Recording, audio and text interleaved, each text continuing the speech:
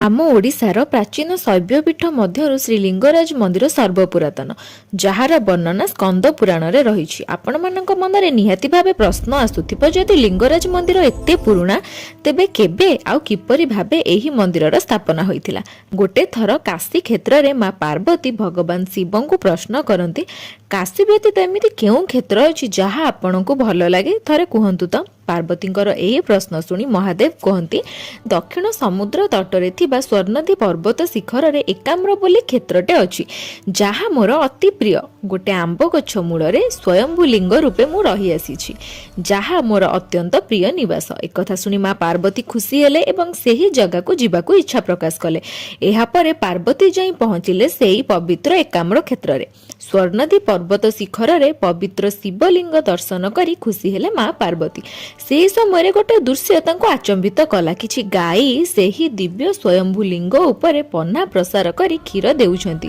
बोल न मानी दौड़ी जाउछंती एवं सेही गंधवती नदीर गोसागरेश्वर घाटरे विलीन हेउछंती।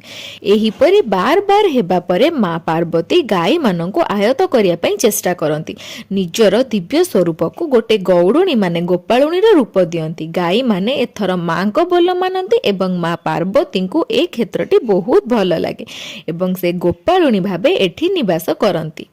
एही समय रे दुईटी असुरंक दृष्टि मां पार्वती उपरे पड़े एवं से दुई जन पार्वती को विवाह करिया पई इच्छा प्रकाश करंती। असुरंकर कार्यकलाप रे व्यथित होई मां उपायटी चिंता करंती। से दुईटी असुरंकु कहंती कि तुमे दुई जन मते कांधरे बसई ए क्षेत्र बुलाई आण। मां पार्वती असुरंक कांधरे विजय करंती एवं क्षेत्र बुलंती। हेले गोटिए जगार मां को ओजन को संभाली न पारी असुर दुई जन चित्कार करंती। देवींक प्रकृत सत्य जानिबा बेलकु पार्वती तांकर बध करि दियंती। जेउ स्थान रे असुर दुई जन निधन हुअंती ताहा दुईटी विराट गर्तरे परिवर्तन हुए।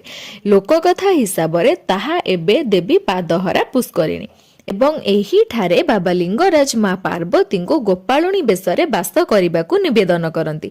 सेही दिन ठारू महादेव लिंगराज एकाम्रर पीठाधीश्वरी मां गोपाळुणी सह एही ठारे पूजा पाउछंती। एबे मध्य लिंगराज मंदिर को गले लोक कहिबे लिंगराज को देखा करिबा पूर्वरु ए पीठर अधीश्वरी देवी मां गोपाळुणी को आगे दर्शन करंतु। वीडियोटी भल लागिथिले लाइक करिके कमेंट करिया को भूलंतु एवं ता सहित चैनल को सब्सक्राइब करिनियंतु। धन्यवाद।